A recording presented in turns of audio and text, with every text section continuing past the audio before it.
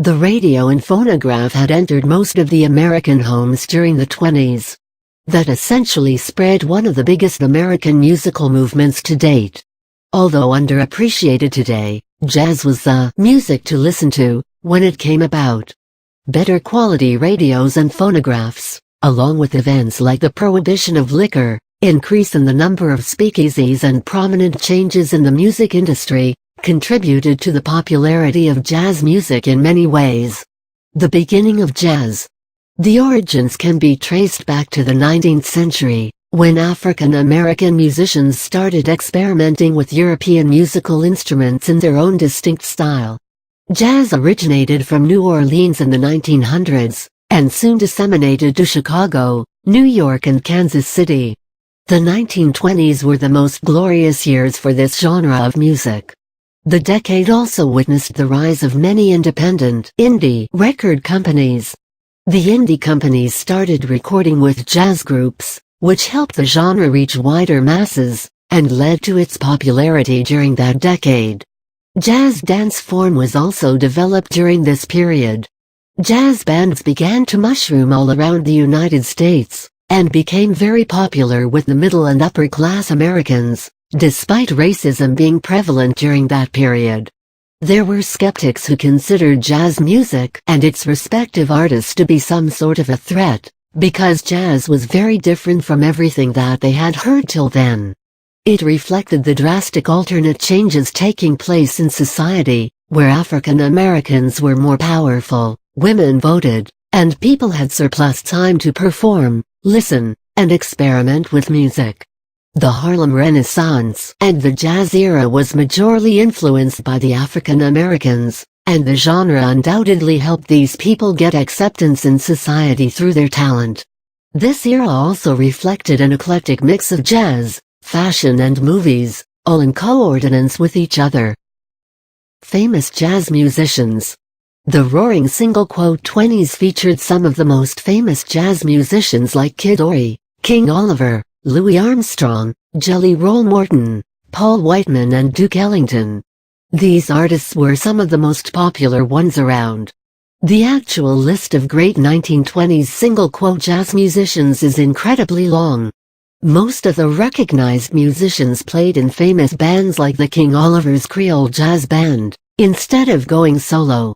However, many artists later parted ways with bands like Louis Armstrong, who played cornet for the Creole Jazz Band, and spearheaded the New Orleans Jazz, later decided to perform solo. Pianist Jelly Roll Morton, along with the Red Hot Peppers, are other such examples. In the 1920s, jazz bands were made up of 3 voices and a rhythm section. The voices consisted of a cornet, clarinet and the trombone, which were prominent jazz instruments. Some of the noted musicians during these times are listed here. Joe King Oliver, a mentor to Louis Armstrong in his early days, King Oliver was a prominent protagonist of the jazz scene in the 1920s. Oliver initially played the trombone, but eventually transitioned into playing the cornet, and how? His band showcased some of the greatest musicians this era ever witnessed. Oliver on the cornet, Bill Johnson on the bass, Johnny Dons on the clarinet, and Baby Dons on the drums, certainly proved their mettle by totally bringing it with their compositions. His brief stint with Louis Armstrong marked a popular presence, and his band was recognized as the New Orleans Jazz. Edward Kid Ory, a renowned jazz trombonist of his time, his band featured young underground and talented musicians, that included King Oliver, Sidney Bechet and Johnny Dons amongst many others. He was acknowledged as the forerunner of the first African-American band that recorded the first jazz set featuring Ory's Creole trombone and society blues. Kid Ory successfully retired in 1966 and had gained a number of accolades during his time. He also collaborated with most of the famous jazz artists back then. Louis Armstrong, finding himself a mentor in Joe King Oliver, Armstrong shot to fame as a legendary cornet and trumpet player. A staunch supporter of the civil rights movement in America, Armstrong's skills were renowned all over, with the fact of him being the best jazz soloist of his time.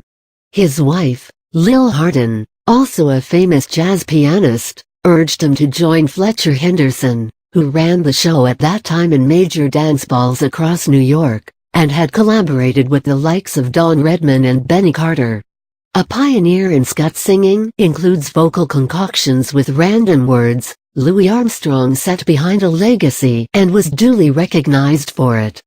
Duke Ellington's presence in the 1920s was prominent, and he led an eventful career as an established composer of the 20th century.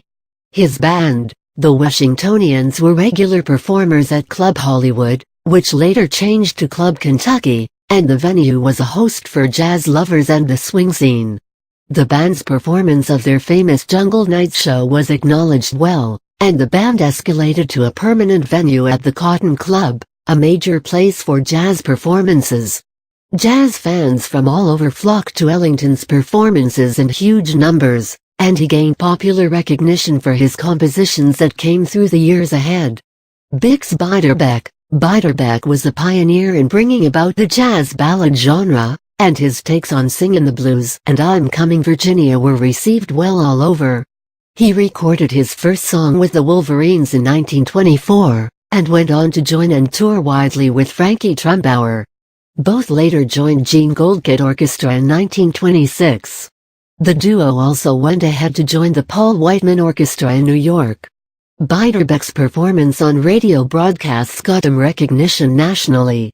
Unfortunately, he died at an early age of 28, as he succumbed to alcohol abuse and hallucinations. Paul Whiteman, known as the King of Jazz, Whiteman's music reflected an amazing blend of symphonic music and jazz. Mississippi Mud, Rhapsody in Blue, and Hot Lips were amongst many of his greatest hits. Duke Ellington shared a quote about Whiteman in his autobiography. Paul Whiteman was known as the King of Jazz, and no one as yet has come near carrying that title with more certainty and dignity.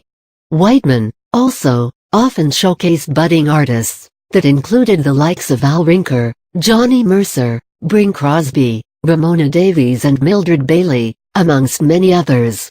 His noted performance was of Rhapsody in Blue at an Experiment in Modern Music concert in Aeolian Hall at New York in 1924. Jazz subgenres.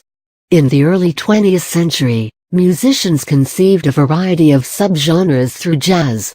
New Orleans Dixieland dating from the early 1910s, big band-style swing from the 1930s and 1940s, bebop from the mid-1940s, a variety of Latin jazz fusion such as Afro-Cuban and Brazilian jazz, free jazz from the 1950s and 1960s, jazz fusion from the 1970s, acid jazz from the 1980s which added funk and hip-hop influences, and nu jazz in the 1990s, are some of the subgenres of jazz that are still prevalent. The work of the artists paved the way for new subgenres, and poets transitioned their lyrics into jazz music. An example of jazz poetry and blues was the adaptation of an excerpt from Langston Hughes' first book The Weary Blues, which goes as the follows. Me and my babies got two mo ways to duty Charleston, da, da, da, da, da. Two mo ways to duty Charleston. Weary Blues.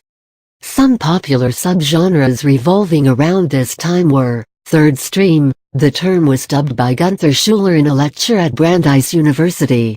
He proposed musical extemporization, which includes spontaneous instrumental changes and communication of emotions in the songs whilst playing. Trade jazz. As the name suggests, the term is an abbreviation of traditional jazz, and pertains to the Dixieland and ragtime jazz styles in the early 20s, and went on to be a major source of inspiration till the early 60s. Urban jazz, succeeding trade jazz, this genre is a fusion of smooth jazz and R&B music, with steady bass lines and percussion sets.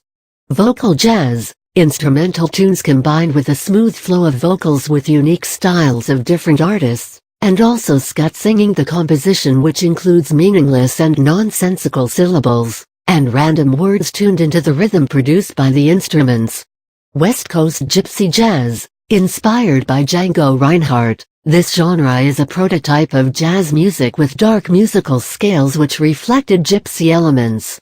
It has an element of bluegrass styles and portrays a distinct strumming with racy and uneven beats at irregular intervals, concocted into a rhythm. Jazz music of the 1920s established jazz as a music genre, in the true sense. Many changes, improvisations, and experiments have taken place in jazz music since then. But even today, the genre cannot be defined in a few simple words.